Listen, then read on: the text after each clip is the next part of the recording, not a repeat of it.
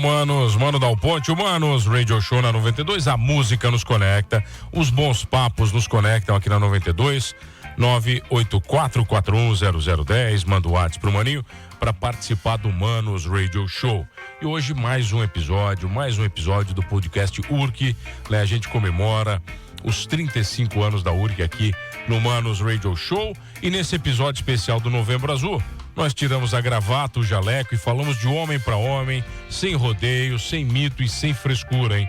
A saúde masculina é um grande tabu, mas quando se fala em câncer de próstata, o silêncio pode custar caro para você que está me ouvindo. Então hoje, dois especialistas da URC, a gente vai abrir o jogo sobre prevenção, exames, tecnologias e principalmente como vencer a resistência que muitos homens ainda têm em buscar tratamento, né? Tratamento precoce e principalmente procurar um médico.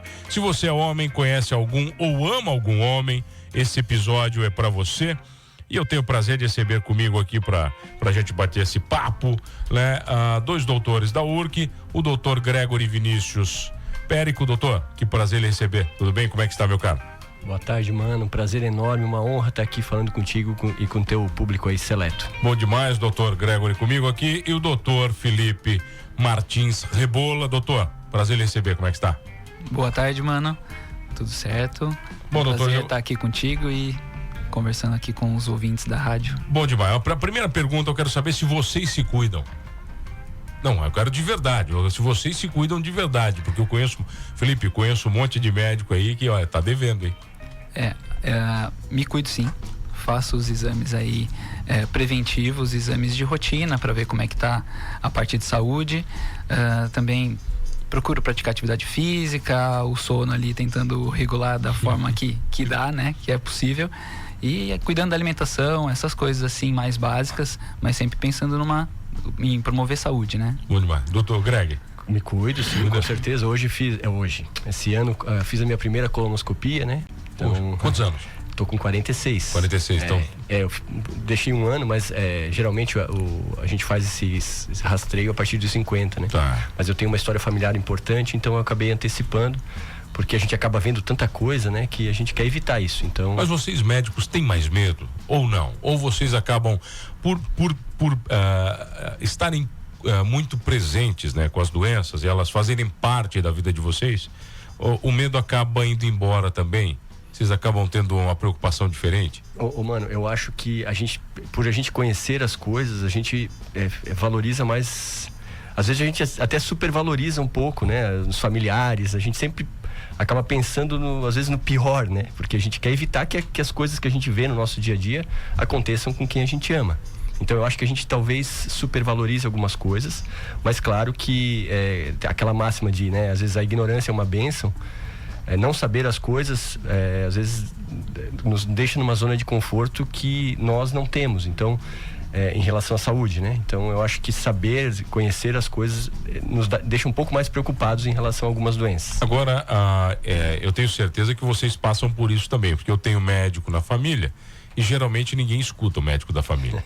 Isso é verdade também? Geralmente você vai falar, eles não. Vou procurar outra opinião que a tua não vale. Acho que tem um pouco disso, sim. Tem verdade, Felipe, também? Na minha família, o pessoal, eu acho que valoriza bastante. Escuta, Felipe. Tem alguns médicos na família e escutam bastante, e sempre eles vêm buscar a gente, assim. Não, mas na verdade, eles só buscam o médico quando eles precisam, né? Aí ele faz quando precisa. Mas faz uma fila na tua casa também, porque lá em casa, quando a minha prima, que é médica, chega, faz uma fila para atendimento. Faz, principalmente quando faz os exames, para dar uma olhadinha nos exames. Vai dar uma olhadinha, né? Sempre dá aquela mandada. Doutores, eu queria que vocês contassem um pouquinho, Greg, um pouquinho da sua história com a URC. Bom, eu me formei pela Universidade Federal de Santa Catarina em 2004, fiz minha residência no Hospital Universitário de Florianópolis, né? E acabei voltando a Criciúma em 2008. E desde então eu tô lá, né?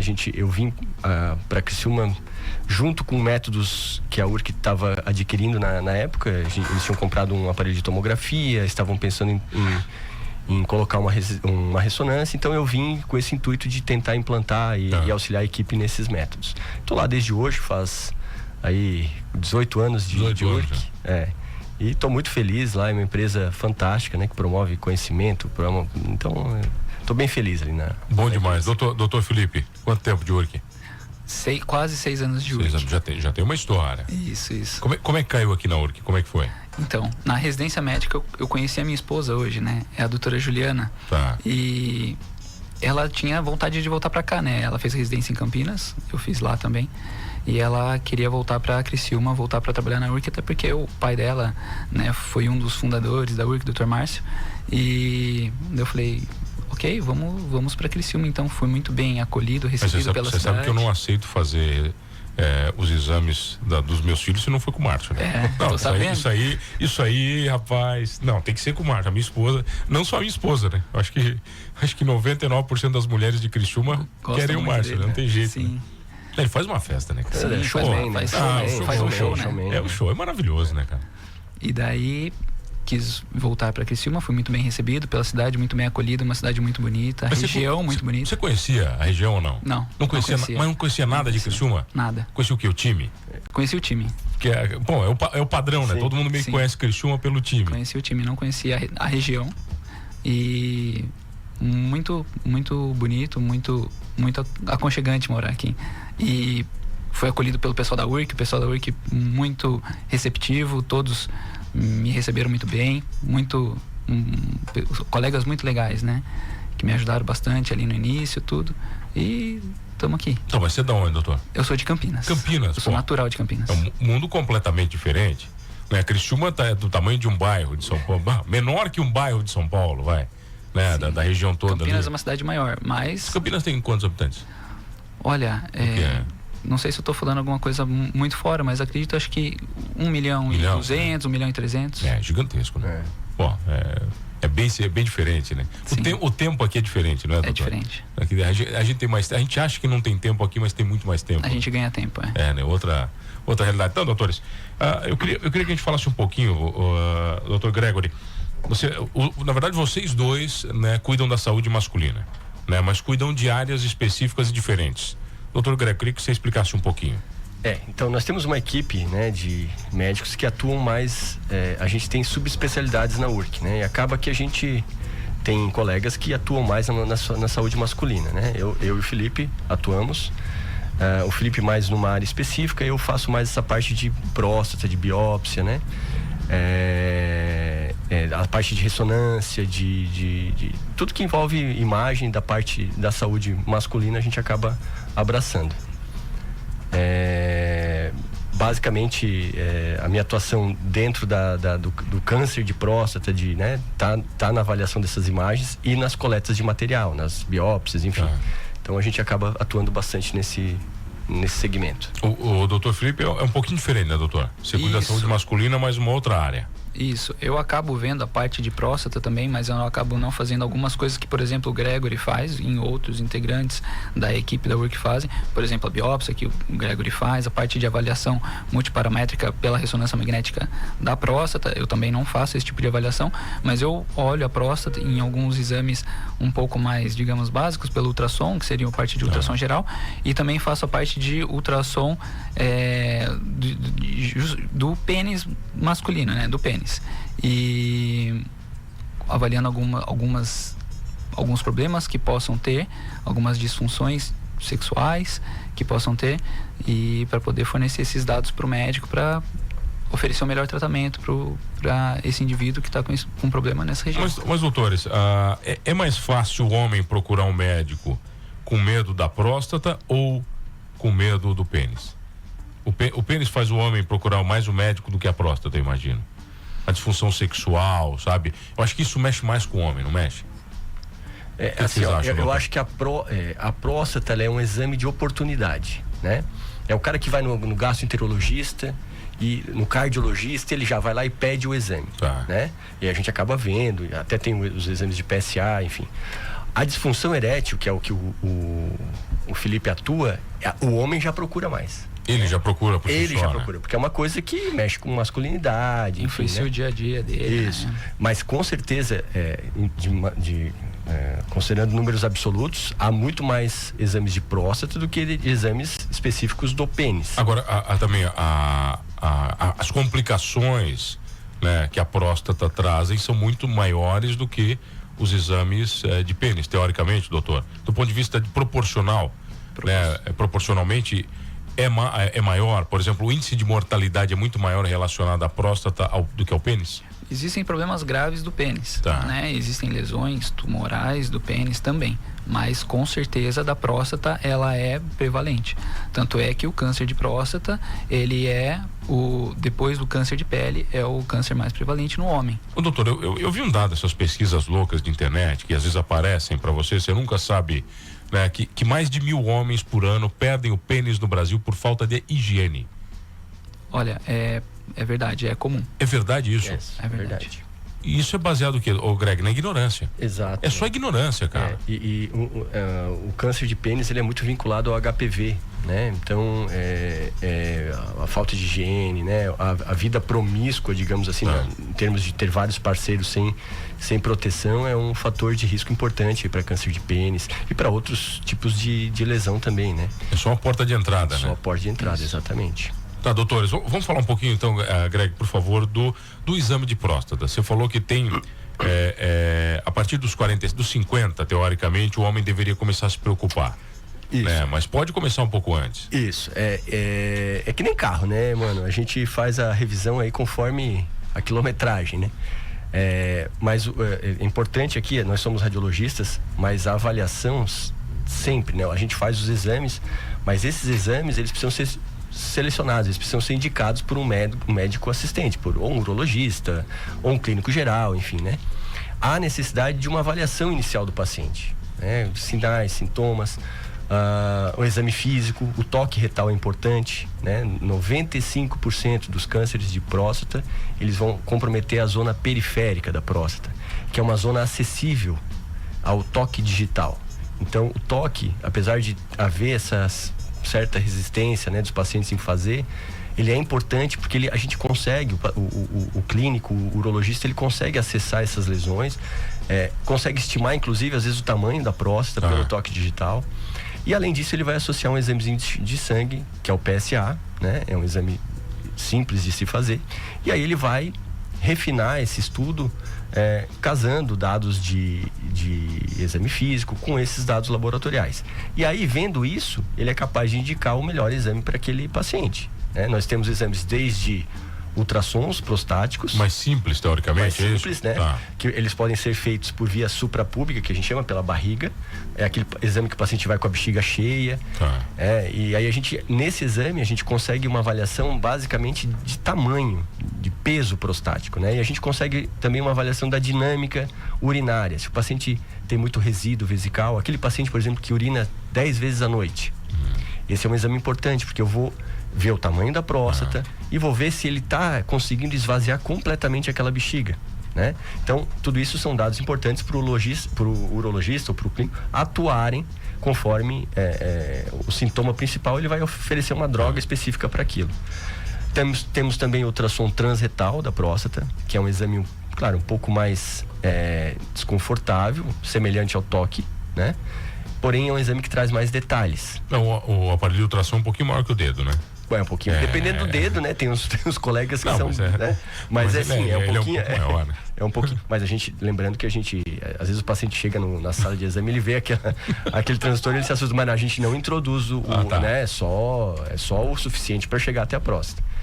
É um exame então um pouco mais detalhado, né? E ele também é via de guia de biópsias. Então, as biópsias prostáticas hoje, elas são feitas basicamente pelo ultrassom transretal, né? E por último, a gente tem o exame, que é o suprassumo, digamos assim, da avaliação prostática, que é a ressonância multiparamétrica. Então, esse é um exame bem específico, que nos traz vários parâmetros de avaliação prostática, e esse é um exame capaz de detectar pequenas lesões e, com isso, direcionar as biópsias para aquele ponto que a gente precisa estudar melhor. Mas esse exame, essa ressonância, ela não é invasiva? Ela é um exame de ressonância como qualquer outro. Você vai deitar lá e vai ficar, claro que a gente vai direcionar as bobinas para a região de estudo, né? Mas é um exame que... Ela é rápida, doutor, ou não? É um exame rápido? Ela não é dos mais rápidos, tá? Porque a gente precisa de vários parâmetros, enfim, né? Mas ela já foi muito mais demorada. Hoje um exame de ressonância aí, bom, com uma boa qualidade, que o paciente colabore aí 18 a 20 minutos. Não é muito também. Não, antigamente era 40 minutos, né? Então, mas ainda para quem tá ali dentro de um tubo, que é, né, às vezes tem um pouco de claustrofobia, 18 minutos pode ser uma eternidade. Tá, mas tem muito homem que chora para entrar no tubo? Ainda temos bastante, não só homens, né? Temos mulheres, enfim, que a claustrofobia é um problema importante. É importante, né? Não. E assim, o conhecimento ajuda esses pacientes a tolerarem melhor esse... Eu já dormi na máquina, falaram que eu tinha que ficar tranquilo, pô. Você fica tranquilo, você posso dormir? Você pode. É um exame muito seguro, né? Não um exame seguro, é um exame que consegue detectar lesões subcentimétricas de 3, 4 milímetros, né? Que até no toque seria quase impossível de detectar. Ele vai muito mais longe esse exame, né? É que é claro que não vai pedir uma ressonância magnética para todos os pacientes, né? Mas é um exame que, quando muito bem indicado, ele é bem específico e ele ajuda muito na detecção precoce do câncer de próstata, né? Ô, doutor, você falou de precoce. O homem deveria começar a se preocupar com a saúde com quantos anos? Olha, eu acho que o homem deve sempre se preocupar com a sua saúde, né? Mas até os 30 a gente é imortal, você sabe. Né? Até os 30, eu acho que a partir dos 30 você deve começar, 25, 30 anos, a começar a se preocupar um pouco mais com a sua saúde, né? Não que antes não deve também, mas começam a aparecer algumas coisinhas que podem causar alterações que não sejam legais para o indivíduo.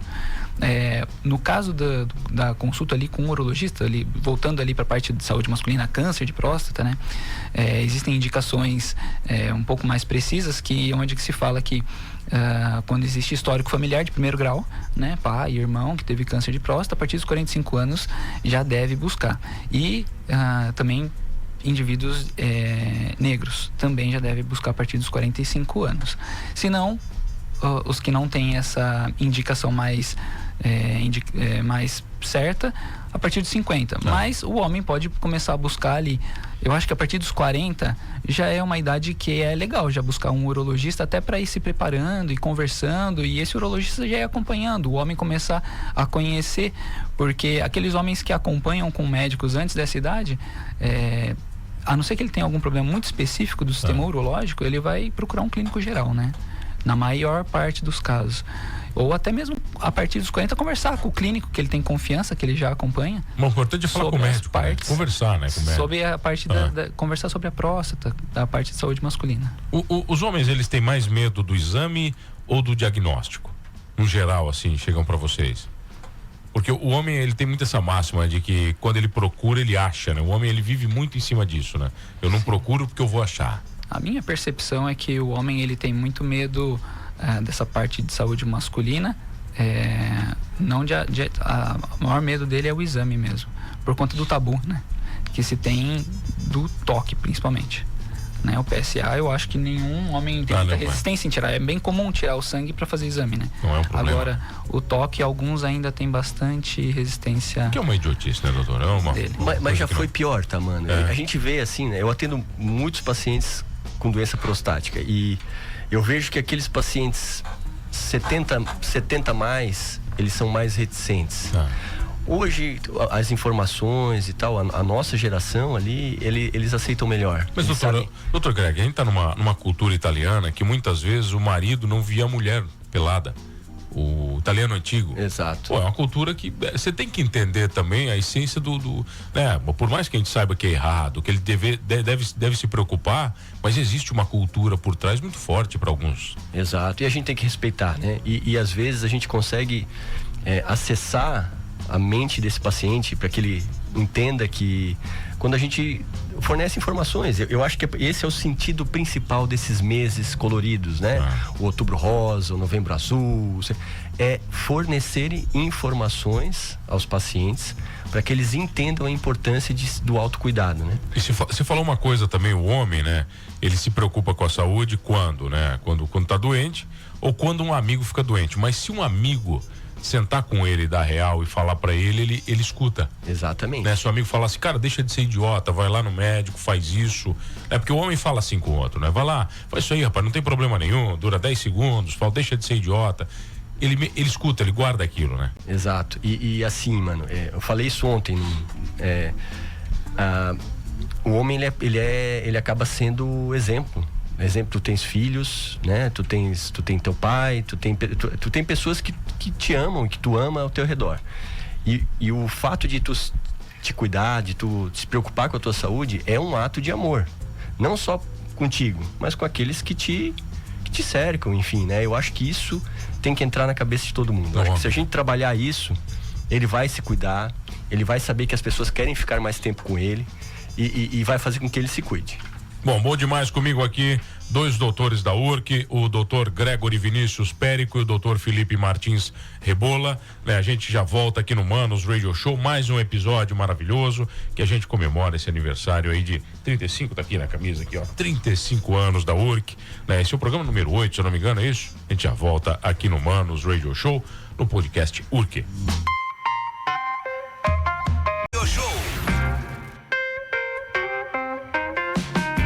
Voltamos, os Humanos Radio Show na 92, a música nos conecta e hoje a saúde nos conecta, né? Eu tenho o prazer de receber 2 médicos da URC, o doutor Gregory Vinícius Périco e o doutor Felipe Martins Rebola, eles que são médicos radiologistas da URC. A gente está falando sobre saúde masculina e os tabus, né, que envolvem a saúde masculina, né? E, doutor, a gente estava falando sobre os tipos de exame, doutores, né?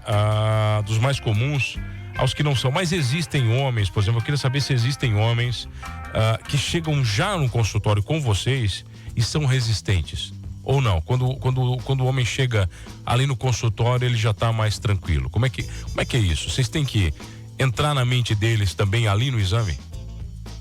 Quer falar, doutor? Dependendo do exame, né? O exame que a gente faz por ultrassom do Doppler do pênis, geralmente o paciente já vem preparado, porque ele já leu alguma coisa na internet, né? Mas não é meio ruim a história da internet também? Se o Dr. Google, o Dr. ChatGPT algumas agora... coisas é ruim, outras coisas não, né? Algumas coisas ajudam, mas como a gente faz uma medicação na região para poder realizar o exame, alguns desse tipo de exame, alguns vêm um pouco reticentes com relação à agulha, né? Mas logo eles veem que é tranquilo e o exame flui. A agulha normal. Que você está falando é uma injeção ali? Uma injeçãozinha. Ali? Isso. Não, no pênis. Isso. Não tem... Pô, não dá pro cara...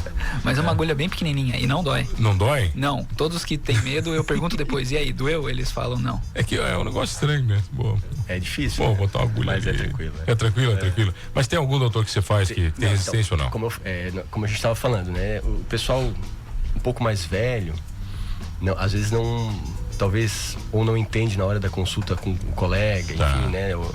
Ele chega lá e quando ele descobre, por exemplo, que o ultrassom será feito por via transretal, às vezes ele fica um pouco chateado, digamos assim, né? Vergonha também. Tem um pouco de vergonha também, acho, doutor. Mas aí, cara, a gente sempre tenta quebrar o clima e o mais importante é a informação, né? Explicar para ele, olha... Não adianta mentir, tem que dizer que realmente, às vezes é um exame um pouco desconfortável, mas ele é rápido e aí a gente vai. Eu não lembro de não ter feito um exame porque o paciente não quis ou se negou. Mas demorou um pouquinho já de explicar? Já. Aí a gente tem que gastar um pouquinho de saliva, explicar, enfim, né? Mas geralmente eles vão acompanhados da mulher ou não? Da esposa? Não. Não vão? Eles não querem? Alguns até tem aqueles que às vezes são dependentes, né? De familiares, tem pacientes acamados, enfim. Esses a gente acaba recebendo na sala de exames junto com o acompanhante. Mas a grande maioria, eles vêm sozinhos. Agora, esses exames são feitos com o paciente consciente? Todos eles? Todos eles. Todos eles. Então, quer dizer, não tem problema nenhum, você faz exame, pode dirigir, pode... Vida normal, não tem... Normal. Né? A biópsia de próstata exige alguns cuidados após, assim, né? Não dá para sair do procedimento e ir para academia, né? A gente tem que, claro, fazer um certo repouso, né? Os primeiros dias após a biópsia, o primeiro e segundo dia ele é um pouco desconfortável, porque pode haver sangramento pela urina, pelas fezes, né? Pode ter um pouquinho de dor, mas a gente acaba medicando, enfim. Mas geralmente é super bem tolerado e o paciente vai muito bem assim no pós-procedimento. Tá, doutores, o câncer de próstata, ele exibe alguns sintomas ou não? Ele é silencioso ou não é? No começo ele é bem silencioso, né? E esse que é o problema, né? Por isso que tem que estar sempre fazendo um acompanhamento de rotina mesmo com o urologista, né? Para fazer a detecção precoce. Quando ele vai começar a apresentar os sintomas, ele já está numa fase, geralmente, tá? Um pouco mais avançada. Porque, como o Gregory falou, o câncer de próstata, ele acomete 95% a região mais posterior da próstata, que está mais longe da uretra, mais próxima do orifício anal, tá? Então, para ele começar a dar sintoma urinário de sangramento na urina, sangramento no esperma, sintomas obstrutivos da via urinária, né? O jato mais fraco, acordando várias vezes à noite para ir ao banheiro, já é porque essa lesão muito provavelmente ela veio de trás e já está pegando a parte da frente.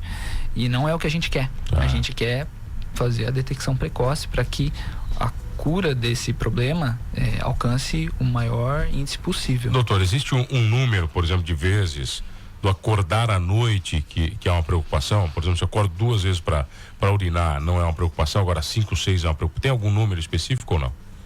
Você pode começar a se preocupar? Então, é que depende muito da ingesta hídrica desse paciente, né? Tem paciente que vai com uma garrafa d'água pro lado para dormir, ele vai acordar com certeza, né? Que bom que acorde, né? Exatamente. Significa que o rim está funcionando, né? O que preocupa não é só o ato de acordar para urinar, é o cara acordar, chegar no banheiro, tentar fazer xixi e ter dificuldade, ter o jato enfraquecido, né? Aquele que tem dificuldade, a gente chama de hesitação urinária. Ele fica ali às vezes 2 minutos para começar a sair a urina. Então significa que, tá havendo alguma obstrução ao fluxo, à saída do fluxo urinário, né? Então esse é um paciente que geralmente não esvazia muito bem a bexiga. Ele vai lá, faz um pouquinho, volta a dormir e 15, 20 minutos ela enche de novo. Então não é só o ato de acordar à noite, né? Tem paciente que acorda e urina bem, né? E vai lá, esvazia e sente que esvaziou a bexiga. O problema é você acordar e às vezes ter dificuldade, às vezes o jato cortado, ele faz um pouquinho, aí tem que esperar um pouquinho, faz mais um pouquinho. Esse cara tá apresentando sinais de obstrução ao fluxo. Mas doutora, isso é por quê? Porque a próstata aumenta muito e ela realmente comprime os vasos da urina ou não tem uma relação direta? Então, assim, nem todo paciente que tem dificuldade urinária tem câncer, né? Tem várias doenças que podem causar isso da próstata. A próstata, ela é uma glândula que fica logo abaixo da bexiga e ela abraça a uretra. A uretra é o canal que exterioriza a urina. Então, uma vez que eu tenho um aumento da próstata, que não necessariamente precisa ser câncer, mas a gente tem uma doença chamada hiperplasia prostática. Então, uma vez que ela cresce, ela pode comprimir a uretra e reduzir a saída da urina pela bexiga, tá? E aí o tratamento é diferente daquele paciente que tem uma obstrução urinária por um câncer invasivo, tá? Esse paciente já é um paciente grave, né? Então, às vezes o paciente está escutando no carro agora e diz, meu Deus, eu estou acordando 5 vezes à noite, estou com câncer. Não, tá? Tem outras doenças que podem cursar com essa dificuldade de esvaziamento vesical. Agora, doutor, quer falar, doutor Felipe? Eu queria colocar que, inclusive, a grande maioria dos casos, o paciente não tem câncer, porque a doença, a hiperplasia prostática benigna é a maioria dos casos. Então, o câncer pode gerar esses sintomas. E quando ele está num estágio um pouco mais avançado, porque não é uma região que o câncer, quando está pequeno, ele vai acometer. Mas as outras doenças são muito mais prevalentes que o câncer nesse caso. Então, nas alterações, é claro que o paciente deve procurar o urologista para ver qual que é o problema que está acontecendo com ele. Mas não ficar pensando, está acontecendo isso, estou com câncer. Não. A chance muito maior é que seja outro problema. Agora, doutores, cabe a vocês dar as notícias aos pacientes? Como é que funciona esse... como é que é a relação disso? Vocês fazem o exame, vocês emitem laudos, né? Mas vocês dão a notícia para o paciente na hora, ali no momento, ou não? Muitas vezes. Geralmente não, né? Porque o que acontece? A gente é um intermediário, né? O urologista ou o geriatra né, vai ver uma doença prostática que precisa, por exemplo, vamos supor, é câncer, tem um nódulo lá, apareceu na ressonância. A gente vai dar o laudo, a gente não encontra com o paciente no laudo de ressonância, né? Mas aí, se ele voltar para nós, para que a gente faça a biópsia daquele nódulo, eu estou coletando material para enviar para o laboratório, e aí o laboratório que vai emitir o diagnóstico final. Então eu não tenho ainda essa informação da real doença que o paciente tem. Geralmente o paciente vai pegar o resultado do laboratório e vai com o urologista discutir o que está acontecendo. Mas, doutor, eu imagino que algumas vezes, em alguns exames, vocês já consigam identificar algumas coisas. Sem dúvida. Né? Você olha para aquilo ali e você já sabe que tem alguma coisa errada. Se o paciente me pergunta, mano, como é que tá e tal, eu falo o que eu posso falar, né? Até onde eu sei, eu falo, eu não escondo nada, ele é um direito desse paciente, tá? Mas assim, o diagnóstico histopatológico, quem vai dar o diagnóstico de câncer, por exemplo, é o patologista vendo a célula lá que a gente coletou. É ele que vai emitir aquele laudo e o urologista vai dizer, olha, tem alguma coisa aqui que não tá tão legal. Tem uma coisa grave. Você precisa, de fato, voltar ao teu urologista, porque você vai precisar tratar isso de uma maneira mais agressiva, enfim. Agora, quando você fala isso, doutor, o tempo ele já tá correndo contra o tempo. Já tá correndo contra o tempo. Aí ele já precisa, já não tem mais tempo, já tem que... A gente já perdeu, tá? Se a gente chega, e não é incomum, tá? A gente bota ali o aparelho da transretal para fazer a biópsia, a gente já vê reto invadido, a gente já vê vesícula seminal invadida, já vê bexiga invadida. A gente já sabe que aquilo é uma doença grave. É uma doença grave, a gente já... Se o paciente pergunta, né? E aí, doutor? Não, temos um problema e a gente vai, a partir do momento que o laboratório emitir o laudo, a gente vai precisar tratar isso o mais rápido possível. Doutor, quando vocês falam em grave, existe um número de mortalidade quando a gente fala em doença grave? De doença grave? Relacionada à próstata, doutor. Acho que, assim, os dados que a gente tem são do Instituto Nacional, né? Aqui o Instituto Nacional do Câncer, eles não são dados tão atualizados, mas são os últimos que a gente tem. Se não me foge a memória, são 68 mil casos de câncer de próstata diagnosticados por ano e 15 mil mortes ao ano também. É um número alto. É bem alto. E nesses casos de morte, geralmente são casos avançados, porque o câncer de próstata, quando ele é detectado precocemente, pacientes que vão fazer acompanhamento com o urologista, com o clínico, com o geriatra, e é detectado no toque ou em associação com o PSA, feito também os exames de imagem, como ressonância magnética e o diagnóstico, por fim o diagnóstico, quando ele é dado e está precocemente, a chance de cura é de 90%, 95%. Doutor, quando você fala chance de cura, por exemplo, os tratamentos, o primeiro tratamento é sempre a cirurgia ou não? Não é isso? Excelente a tua pergunta, mano, porque às vezes a gente tem o paciente tá ali no carro escutando, o paciente teve um diagnóstico de câncer de próstata na semana passada e tá ali desolado. Ter o diagnóstico de câncer de próstata não estigmatiza o paciente, não sela o destino dele, não. O mundo ideal pra gente, pra nós médicos, enfim, é diagnosticar esse paciente precocemente, lesão pequena, isolada na próstata. Às vezes esse paciente não faz nada, ele vai fazer vigilância ativa, ele vai estar com câncer e a gente vai ficar monitorizando esse câncer. É mesmo?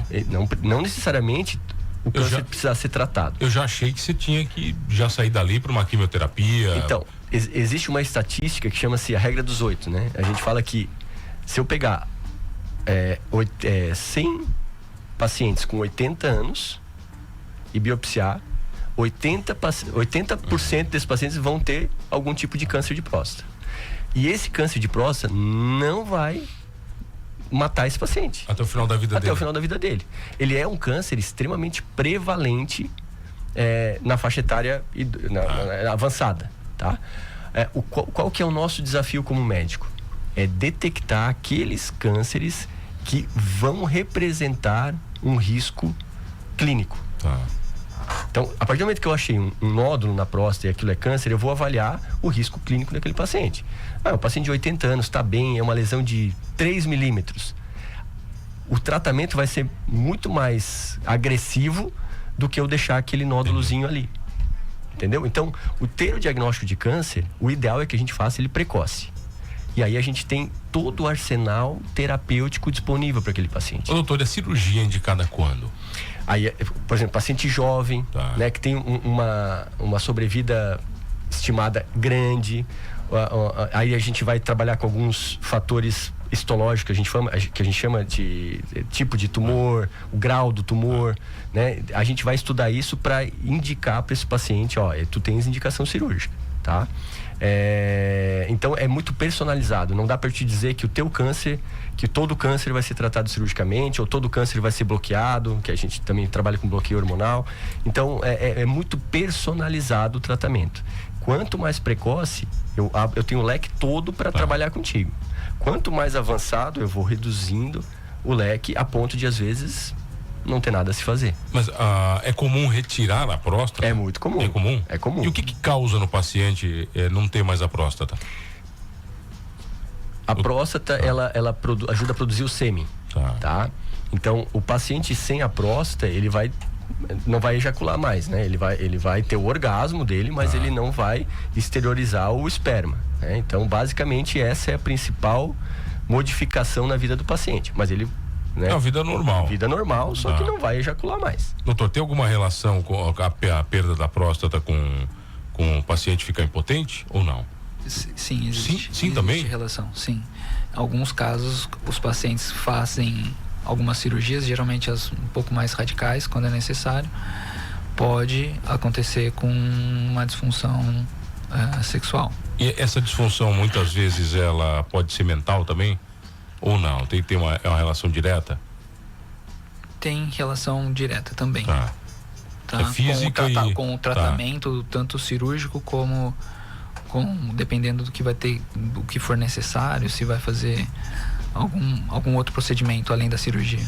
Tá, doutores, eu queria que vocês falassem, Greg, você falou muito do homem que está no carro agora, que esse cara está ouvindo a gente. Ele está ouvindo a gente, ele finge que não está dando bola, mas ele não trocou a rádio. Eu já sei como é que é. Eu já sei como é que funciona. Ele está lá ouvindo, ele finge que não está dando bola. O que nós vamos falar para esse homem? Para o homem, por exemplo, de 30 anos que está ouvindo a gente, para o de 40, para o de 50 e de 50 a mais? Eu acho que a informação, hoje ela está disseminada, né? Eu acho que o apelo é mais emocional mesmo. Eles entenderem que a vida tem tanta coisa boa pra gente viver, cara. Tá cada vez o homem tá vivendo mais, tá tendo mais qualidade de vida e a gente consegue ficar mais tempo do lado de quem a gente ama. Então eu acho que se você tem alguém, se você ama alguém, se você tem filhos, se você tem esposa, se você tem pais, pense que você pode ficar mais tempo com eles, desde que você se cuide. E não é só próstata. Às vezes é aquela dor no peito que eu não conto pra ninguém, né? Eu acho que o Novembro Azul, temos que acender a luz do cuidado masculino. Porque o homem realmente ele não se cuida tanto quanto a mulher, tá? E isso impacta na vida de famílias, porque as famílias hoje, muitos pais ausentes porque faleceram. Então, eu acho que o apelo é mais emocional mesmo. Se você tem alguém que você ama, se cuide. Não só do ponto de vista de próstata, mas faça exercício físico, pare de fumar, beber, né? Tenha uma vida saudável. Eu acho que isso lá na frente, né, a longo prazo vai fazer diferente. Estresse, né? Tira o estresse da sua vida, né? Exatamente. Jogar fora tudo que te estressa, que eu acho que isso que muda. Doutor Felipe. Eu acho que é isso. O homem se preocupar com a saúde dele, com as pessoas que ele ama, que estão ao redor dele, que amam ele, né? Buscar o Novembro Azul, ele vem a princípio com o intuito do câncer de próstata, mas hoje é o mês de lembrar da saúde masculina. Então o homem procurar se cuidar completo, porque não é só a próstata que pode causar problemas na vida de uma pessoa. Existem muitos outros órgãos, né, que a gente tem que cuidar. Então, se atentar, procurar um médico, um especialista, fazer os acompanhamentos de rotina, para que tomara que nunca aconteça nada, mas que se acontecer, que seja detectado precocemente. Agora, doutores, uma coisa, a URC é reconhecida pela tecnologia, por equipamentos avançados, né? Mas eu sei que tem algo na URC que é diferente, né? Que é a humanidade que vocês e o acolhimento que vocês médicos têm pelos pacientes, né? Isso é propósito da URC? Sem dúvida, eu acho que isso vem dos fundadores, né? São duas pessoas apaixonadas pela medicina, apaixonadas por pessoas.